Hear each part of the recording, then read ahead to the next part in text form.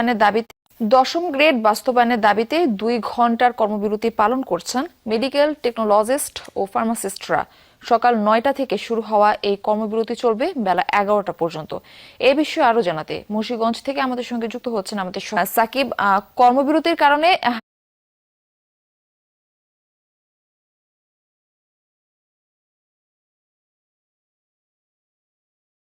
হাসপাতালে রোগীদের নিশ্চয়ই ভোগান্তি হচ্ছে, এ বিষয়ে আমাদের বিস্তারিত জানাবেন।